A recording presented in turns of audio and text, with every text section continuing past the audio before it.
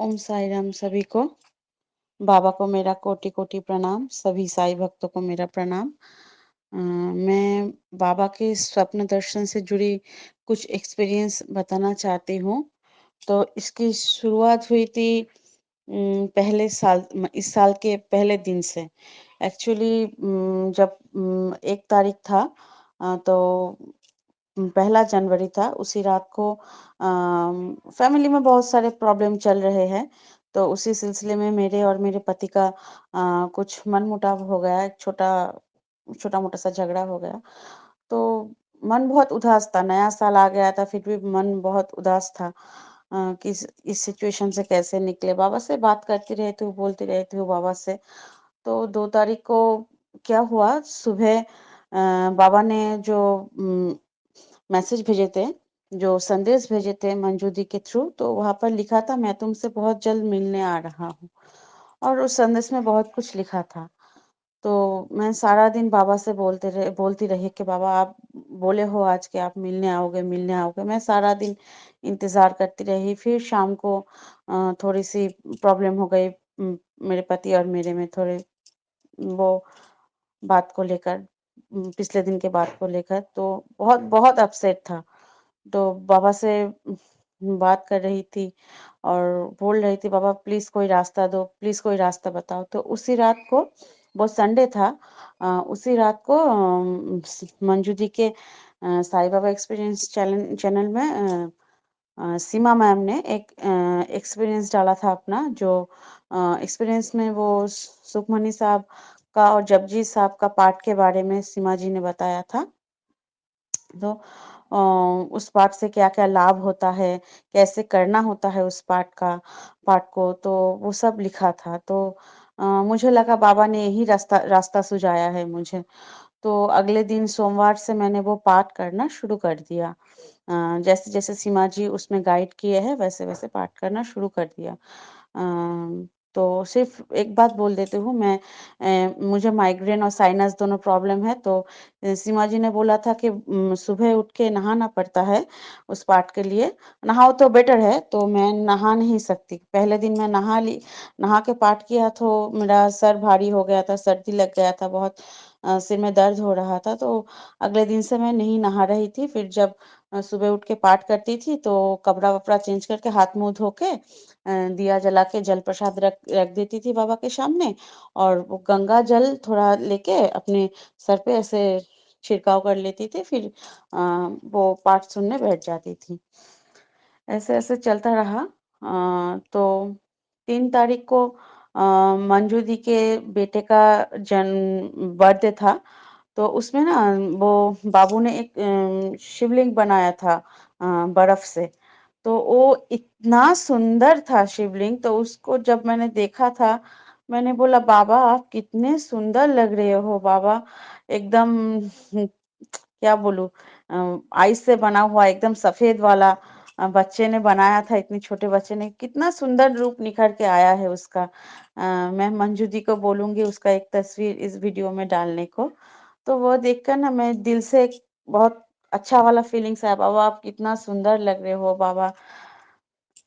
हर रूप में बाबा होता है। तो और वैसे ही 5 तारीख को मैंने मंजू दी को एक सुबह-सुबह जब बाबा की काकड़ आरती सुनी, पाठ-वाठ किया, उसके बाद मंजू जी को एक पोस्ट ऐसे ही भेज दिया था जिसमें बाबा एक आदमी को पानी से खींच के निकाल रहे हैं और उसमें लिखा था जो मेरे भरोसे रहता है, मैं उसे डूबने नहीं देता। तो वो 5 तारीख था और 7 तारीख को क्या हुआ वो 7 तारीख शुक्रवार था, तो उस दिन जब मैं सुबह नहा धो के पूजा-वूजा करके उठी, तो जब तुलसी माई को पानी डालने गई धूप बत्ती दिखाने गई तुलसी माई को तब साईं बाबा का गाना गाते-गाते एक जो बाबा लोग आते हैं ना, बाबा की फ़ोटो गले में लिए घूमते हुए आते हैं, तो वो एक बाबा हमारे कॉलोनी से आते-आते जा जा रहे थे और वो मेरे डोर के सामने आए। और मैं तुलसी माई को पानी-वानी देके बाहर गई निकली उससे बात करने। बाबा आए थे, बाबा के नाम का भजन गा रहे थे। साक्षात बाबा ही आए थे मेरे दरवाज़े पर। मैं जाके उसको भिक्षा-विक्षा दी।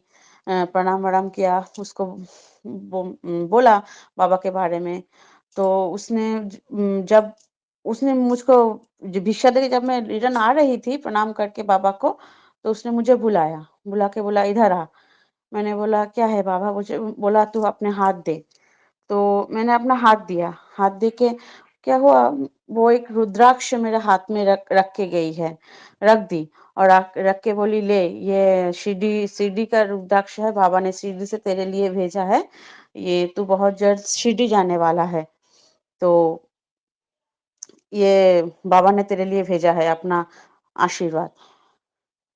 इतना इतना क्या बोलूँ, मैंने इतना आनंद भी हो रहा था, बहुत स्ट्रेंज भी लग रहा था। बाबा शिरडी से आ गए मेरे लिए बाबा ने ब्लेसिंग भेजी शिरडी से।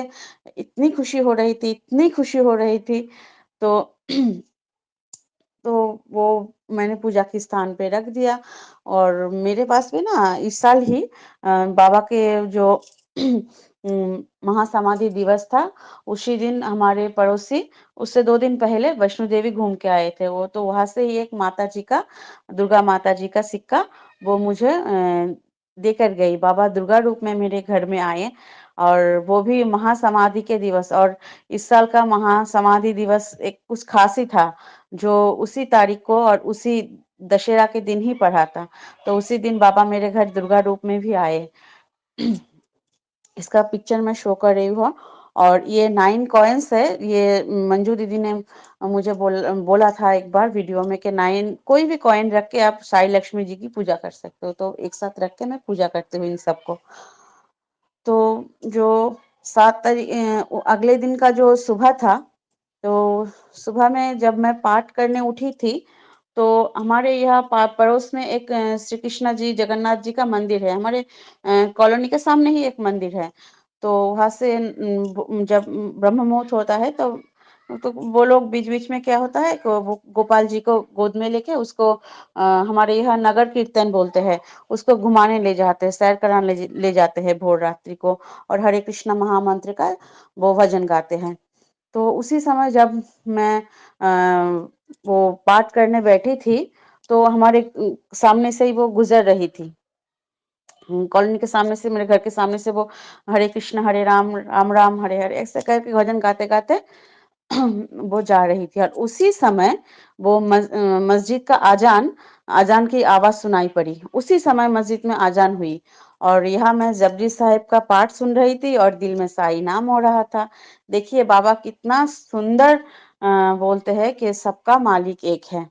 तो वैसे पाठ पाठ खत्म हो गया, और मेरा तबीयत थोड़ा थोड़ा खराब होने लगा। पूरे रात मुझे अच्छे से नींद नहीं आई। मुझे एक्चुअली फूड पॉइजन हो गया था। तो 7 साढ़े 7 बजे तक मेरे पति निकल गए, तो उसके बाद और मेरे बेटा भी, बड़ा बेटा भी ट्यूशन निकल गई थी। तो पेट दर्द बहुत हो रहा था, बहुत हो रहा था। वो शनिवार का दिन था, और इतना इतना जोर से दर्द शुरू हो गया, तो मैंने क्या किया, थोड़ा उदी पानी में डाल के ली। और कोई मेडिसिन उस टाइम घर पे नहीं थी वो पेट दर्द का। तो मैंने मेरे बेटे को जो ट्यूशन में थी उसको फोन करके बोल दिया कि बेटा आते समय दवाई लेके आना। तो मैं तब के लिए उदी खा के जल में डाल के पी के वो सुखमनी साहब का जो पाठ था वो चला के मैंने रेस्ट करने लगी। पूजा वूजा नहीं किया था तभी तक, तबीयत इतना खराब लग रहा था। तो वो पाठ सुनते सुनते ना जाने कब मैं सो गई, मेरा दर्द ठीक हो गया, मुझे पता ही नहीं चला। मेरे बेटा आई सुबह 9:30 बजे पढ़ के, तो उन्हें बेल बजाया, तब मैं उठ के देखी कि मेरे बेटे आ गए। तो आके बोले माँ तुमने पूजा नहीं की है? मैंने ना रे बेटा, मेरा तबीयत बहुत खराब हो रहा है, मैं पूजा नहीं कर पाई।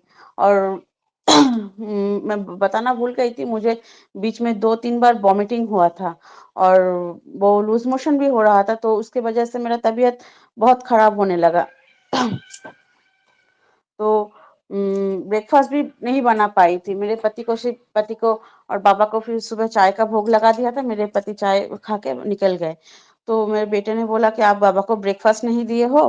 मैंने नहीं बेटा, मेरा तबीयत बहुत खराब लग रहा है, मेरा कमजोरी फील हो रही है, मैं बाबा को आज ब्रेकफास्ट नहीं लगा पाई भोग में। तो वो ब्रेड और मक्खन तैयार करके बाबा को भोग लगा दिया और मैं कुछ नहीं खाई। तबीयत ठीक ही नहीं लग रहा था।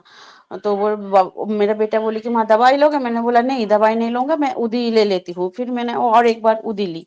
उदी लेके थोड़ा काम वाम किया घर में पोछा वोछा लगाया, कपड़े वपड़े धोए। मैं उसके बाद ना थोड़ा थोड़ा और दर्द शुरू हो गया था। थोड़ा ठीक हुआ था, फिर से दर्द शुरू हो गया था। तो मैं बेटा को बोली बाबा तुम आज पूजा कर लोगे? तो बोले हाँ मैं नहा धो के पूजा कर लेती हूँ। तो मैं नहा धो के कुछ खाना वाना भी नहीं बना पाई। वो हमारे बंगाल में उसे फेना भात बोलता है। तो आलू सब्जी दाल चावल एक साथ उबाल के उसे गरम गरम ही घी के साथ या बटर के साथ खाते हैं। उसे बंगाल में फेना भात बोलता है। वही बना के बाबा को भोग लगा दिया। तो दोपहर को मेरे पति जब आए तो वो बहुत गुस्सा हो गए। वो बोले कि ये खाना बनाए हो, बाबा को ये भोग लगा दोगे? कुछ दाल वाल कुछ बना लेती, ये रूखा सूखा बाबा को कैसे भोग लगाओगे?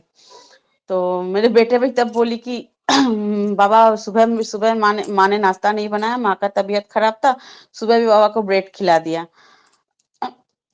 ऐसे ही बाप बेटे थोड़ा गुस्सा हो गए, खाना वाना नहीं बनाया और बाबा को ऊपर से रूखा सूखा भोग लगा दिया। तो मैं तब खाना वाना खा के सो गई और उस दिन पूजा नहीं कर पाई थी। एक्चुअली बाबा को सजना संवरना, नहाना, बाबा को नहलाना ये मुझे बहुत बहुत पसंद है। तो बाबा को बोली बाबा आज देखो तबीयत इतना खराब हो गया, मैं आपकी पूजा नहीं कर पाई। ऐसे बोलते बोलते दोपहर के खाने के बाद मैंने थोड़ी सी उदी पेट में लगाई और थोड़ी सी और पानी में डाल के पी के मैं सो गई। बहुत कमजोरी फील हो रहा था। तो उम, मैं उसी वक़्त मुझे जब मैं सोई उसी सब दोपहर को सपने में मैं देखती हूँ कि मैं एक ने नदी के किनारे एक एक क्या बोलते हैं उसे कलश बोलता है, वो लेके पानी भरने गई हूँ और किसी ने मुझे पीछे से धक्का देकर मुझे पानी में ढकेल दिया। और ना वो पानी में जब मैं गिरी, मैं तैरना नहीं आ रहा था मुझे। मैंने ऐसे-ऐसे कर रही थी, बचने की कोशिश कर रही थी और उस वक़्त ना नदी में बहुत सारा तूफ़ान आ गया, वो ज़ोर से बारिश आ गई और मैं वो बह बह जा रही थी नदी के स्रोत के हिसाब से मैं बहती जा रही थी और जब मैं बहते-बहते जा रही थी, तब मैंने एक बड़ा-सा, बहुत बड़ा-सा शिवलिंग देखा और शिवलिंग का ऊपर का हिस्सा पानी के ऊपर था। चेस्ट चेस्ट तक शिव जी के चेस्ट तक पानी था, उसका ऊपर का हिस्सा था पानी के ऊपर। आसमान से पानी टपक रही थी, शिव जी का वो जलाभिषेक हो रहा है जैसे बारिश से। और जब मैंने गोते लगा रही थी, उठ रही थी, गोते लगा रही थी, उठ रही थी। इसके इसी बीच मैंने जब वो बचने की कोशिश कर रही थी, फिर डूब रही हूँ, फिर उठ रही हूँ। जब मैं गोता लगा के नीचे गई तो शिव जी का जो नीचे का हिस्सा था, आसन में बैठे हुए थे शिव जी, वो पानी के नीचे था। जिसके नीचे से हिस्सा पानी पानी के नीचे था। और एक बात आज आज मैं जाके रियलाइज़ कर सकती हूँ, बाबा ने उस सपने के माध्यम से एक शिक्षा दी है मुझे। जब मैं पानी के नीचे गोते लगा रहा था ना, तो पानी के नीचे ना सब शांत था। मछली छोटे-छोटे मछली तैर रहे थे पानी के नीचे। वेदर कितना पानी के बाहर जैसे उथल-पुथल मचा हुआ था, जो बहुत बड़ा तूफ़ान उठ रहा था बाहर, नदी के बाहर और नीचे नदी के नीचे बिल्कुल शांत था। नदी के नीचे का वेदर बिल्कुल शांत था। इसके माध्यम से बाबा ने एक शिक्षा दी है कि सुख शांति को कहीं बाहर नहीं ढूँढना चाहिए, उसको ढूँढना है तो अपने मन के अंदर ढूँढो, अपने आत्मा में ढूँढो। सुख शांति बाहर बाहर की चीज़ों में नहीं मिलती। धन दौलत ऐसे ऐसे हज़ार टेंशन ले लो, तो टेंशन आते ही रहेगी, उसमें सुख शांति नहीं है। सुख शांति अगर खोजना है तो अपने अंदर खोजो। क्योंकि हमारे अंदर भगवान होता है, साईं होता है, उसमें शांति खोजो। आज के टाइम में मैं रियलाइज़ कर सकती हूँ, वो मेरे लिए एक शिक्षा थी। तो क्या हुआ, मैं बहती जा रही थी, बहती जा रही थी और आके ना सामने एक वो बहुत क्या बोलता है उसे हिंदी में, बवंडर बोलता है ना, पानी का एक बहुत बड़ा, मैं उसमें गिरती जा रही हूँ। गिरती मैं गिरने वाली हूँ उसमें, तो मैंने ज़ोर-ज़ोर से चिल्लाया, "बाबा आप कहाँ हो? बाबा आप कहाँ हो? मुझे बचाओ, बाबा मुझे बचाओ।" मैं वहाँ गिर गई, ऑलरेडी गिर गई, गिर के जब डूबने वाली थी, जब मैं अपनी चेस्ट तक डूब गई, तब बाबा ने आके मुझे थाम लिया। ऐसे मेरा हाथ पकड़ के मुझे उठाने लगे, उठा हाथ पकड़ी बाबा ने मेरी, और मैं एकटक से बाबा की तरफ देखी, और बाबा के माथे पे ना वो त्रिपुंडाकार, वो शिव जी के माथे में जैसा होता है ना तिलक, वैसा था। और वो वो त्रिपुंडाकार के बीच में से ना एक रोशनी रिफ्लेक्ट हो रही थी, और बाबा के कंठ में ना एकदम नील, जो जैसे शिव जी का होता है ना, ऐसे नील रंग का एकदम नीला था बाबा के गले का हिस्सा इधर का एकदम नील था, और बाबा रुद्राक्ष की माला पहने हुए थे। इतना बाबा की आँख इतनी सुंदर लगी थी, बाबा जैसे आँख से मुस्कुराए हैं मुझे, मेरे हाथ देख के। मैं बाबा की तरफ देख रही थी, इतने में क्या हुआ, बाबा की जो त्रिपुंडाकार वो तिलक के बीच में से एक ऐसी तेज रोशनी मेरे तरफ आई, मैंने ऐसे आँख बंद कर दी, और आँख बंद कर दिया। जब आँख खोला तो मैं नदी के किनारे था, और वहाँ बाबा नहीं था। मैं नदी के किनारे आ चुकी थी तब तक। और जब मैं पीछे मुड़ी तो क्या देखती हूँ कि एक छोटा-सा, मैं पानी में ही खड़ा हूँ, और एक छोटा-सा मंदिर है मेरे सामने। वो मंदिर का निचला हिस्सा पानी के अंदर है, और जो उसका जो बेस है वो ऊपर है, और वहाँ पे ना बहुत सारे भगवान की मूर्ति, उसके वॉल पे छोटा-सा मंदिर बना हुआ है, उसके वॉल पे बहुत सारा वो भगवान जी का तस्वीर लगा हुआ है, और बीच में और नीचे की बेस में एक शिवलिंग है, और उस पर ना धूल चढ़ी है बहुत। ऐसा ही मुझे धूल सा चढ़ी हुई, जैसे वो होता है ना, वैसे धूल चढ़ी हुई है। उसको मैंने सामने गई तो उसे मैंने साफ करने के लिए हाथ में ऐसा, शिवलिंग को साफ करने के लिए मैंने हाथ में इतना सा गंगा जल ऐसे उठाया, तो गंगा जल में ना मुझे बाबा की तस्वीर, बाबा दिखी। तो क्या हुआ, मैंने उसको शिवलिंग में नहीं डाला, उसको ना मैंने अपने माथे पे डाल दिया। उस पानी को ऐसे लेके मैंने अपने माथे पे डाल दिया, और फिर पानी लेके मैं जैसे ही शिवलिंग पे डाली, तो शिवलिंग का जो ऊपर का जो धूल था, तो वो जैसे ही हटी तो शिवलिंग नहीं था, वो छोटा-सा एक सुंदर सा बाबा की मूर्ति बन गई है। मेरे बाबा थे तब। तो और क्या देखती हूँ कि पास में सब पूजा पूजा का सामान रखा हुआ है, तो मैं वैसे ही गीले वस्त्र में ही बाबा की पूजा करना स्टार्ट कर दी। मैं पानी में ही खड़ा हूँ। पानी में खड़े होकर मैं बाबा की पूजा कर रहा हूँ। बाबा को अच्छे से नहलाया, कपड़े-वपड़े पहनाए। और एक बात कहना है कि जब मैंने बाबा को साफ करने के बाद बाकी जो भगवान के तस्वीर को मैंने साफ करने गई, बाबा को साफ करना के बाद मैं जब देखती हूँ ऊपर, तो सब भगवान के फोटो एकदम साफ सुथरा हो गया था। बाबा को साफ करने के उसको साफ करना ही नहीं पड़ा। बाबा को जब मैं नहाया तो वो वाला फोटो फोटो भी सब क्लियर हो गया। उस फोटो में वो दीवार पे क्या-क्या फोटो बाबा ने मुझे दिखलाई, ये भी मैं बोलती हूँ। वहाँ पे हनुमान जी का तस्वीर था, लक्ष्मी नारायण जी का तस्वीर था, माँ दुर्गा का तस्वीर था, वहाँ पे माँ लक्ष्मी का था, राधा कृष्णा जी का था, और एक राम दरबार की तस्वीर थी। और ये ना, मैं मेरे घर की मंदिर का फोटो आपको भेजूँगी। ये सब कुछ मेरे घर में ही है। ये सब भगवान की तस्वीर मेरे घर में है।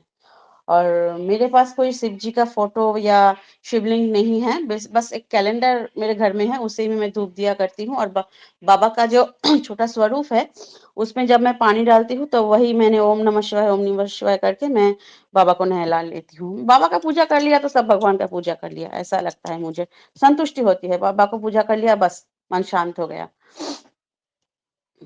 तो उस दिन जब मैंने पूजा नहीं कर पाई थी, तो बाबा ने मुझसे ऐसे पूजा करवाई, सपने में मुझसे पूजा करवाई, और उम, वो भोग में क्या रखा हुआ है, बाबा को जब मैं भोग चढ़ाने गई तो देखती हूँ कि जो भोग रखा है, वो भोग के जो कटोरी है, वहाँ पे ना मैंने जो सुबह फेना भात बनाया था, बोला था कि वही दाल, चावल, आलू सब उबाल के रखा हुआ था, वही मैंने चम्मच से अपने हाथ से मैंने बाबा को खिलाया, और बाबा ने खाया।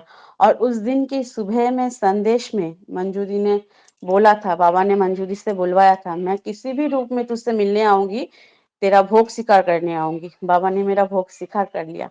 मेरे पति, मेरे बेटा मुझे डाँट रहे थे कि ऐसे रूखा-सूखा बना के बाबा के सामने रख दिए हो। बाबा को जो भी दो, आप रूखा-सूखा जो भी दो, अपने मन से दो। मन से दो, अपने भाव से बाबा को भोग लगाओ। जो भी दोगे बाबा खाएँगे, ज़रूर खाएँगे बाबा। बस वो भाव होना ज़रूरी है हम में। और मैंने और ऐसे मैंने उस दिन पूजा नहीं कर पाई थी, बाबा ने मुझे सपने में पूजा भी करा लिया और वो वाला भोग भी बाबा मेरे हाथ से खाए। और उसके बाद जब मैंने बाबा को भोग-वोग क खिला दिया, बाबा को प्रणाम, जस्ट बाबा को पैर पकड़ के बाबा को प्रणाम किया ही था, तभी मेरे साइड में रखा हुआ फ़ोन बज गई और मेरी नींद खुल गई। तो यही था मेरा स्वप्न दर्शन। और इसके बाद भी बहुत सारे स्वप्न दर्शन हुए। मैं एक करके सब बताऊँगी आप लोगों को। और बाबा को ना बाबा को जो भक्ति दो, जो भी करो, वो ना दिल से करो, बाबा को अपना मान के करो। बाबा भगवान, हाँ, भगवान तो है, बाबा भगवान है, बाबा परम ब्रह्म है, ब्रह्मांड नायक है, लेकिन बाबा ना आप बाबा आपके गुरु है। मेरी तो माँ है, मेरी तो गुरु है, मेरे भाई-बहन, हर एक रिश्ता मेरा बाबा से जुड़ा है। बाबा मेरा दिल है, मेरा दिल की धड़कन है मेरे बाबा। बाबा ने मुझसे ऐसे पूजा कराया। और ऐसी पूजा ना मैं मेरी माँ के साथ करती थी। जब मैं छोटी थी, मेरी जब मैं 6-7 साल की थी, 5 साल की थी, तब मेरा जो मायका है वो एकदम गंगा किनारे ही है, जो इसका नाम त्रिवेणी है। तो वह मैं माँ के साथ, मेरी माँ एक शिव भक्त थी। और मैं जब छोटी सी तब तब से ही मैंने कृष्णा कृष्णा जी से मुझे बहुत प्यार था। मुझे श्री हरि से बहुत प्यार था। मैं गंगा में नहाती थी, नहा के माँ के साथ वही गीले वस्त्र में मैं माँ के साथ मंदिर जाती थी। वहाँ का बहुत बहुत सुंदर एक मंदिर है, भव्य मंदिर है। उसकी भी कहानी मैं आप लोगों को बताऊंगी। वो वह उस शिव मंदिर में जाके, वह 7 मंदिर है, एक मेन मंदिर होता है, उसके दो साइड एक साइड में 3, एक साइड में 3, टोटल 7 मंदिर है वहाँ पे। और वो बहुत ही जागृत मंदिर है। उस मंदिर में मैं माँ के साथ जाके शिवलिंग में जल चढ़ाती थी। तो बहुत दिन बाद मेरी साई माँ ने मुझसे ऐसी पूजा करवाई। साई तो मेरी माँ है ना, मेरी साई माँ ने मुझसे ऐसी पूजा करवाई। और मेरी, क्या बोलूं, मेरी आँख से मेरी माँ ने साई सबसे दुनिया में जो कुछ होता है ना, वो फीलिंग्स, वो स्ट्रॉन्ग वाला फीलिंग्स, वो प्यारा वाला फीलिंग्स, वो मेरा साई के साथ है। मेरा साई सब कुछ है, मेरी दुनिया है, मेरे दिल की धड़कन है मेरा साई। और जब मैं शिवलिंग में पानी चढ़ाने जाती थी, तब वो उस मंदिर का पंडित मुझे बोलती थी, "तू शिवलिंग में पानी चढ़ा रहा है ना, तुझे शिव जी जैसा पति मिलेगा।" और मैं बोलती थी, "नहीं, मुझे शिव जी से शादी नहीं करना है, मुझे कृष्णा से शादी करना है। मुझे मुझे कृष्णा चाहिए।" ऐसा करती थी। और बहुत सालों बाद मेरी साईं माँ ने मुझसे ऐसी पूजा कराई। Thank you Baba, thank you for everything Baba, thank you for everything. Love you Baba, love you. Baba आप सभी भक्तों पर अपना कृपाएँ बनाए रखना, सबको अच्छे से रखना बाबा, सबको सुखी रखना, सबका मंगल मंगल करना, सबका कल्याण करना बाबा। ओम साई राम, ओम साई राम।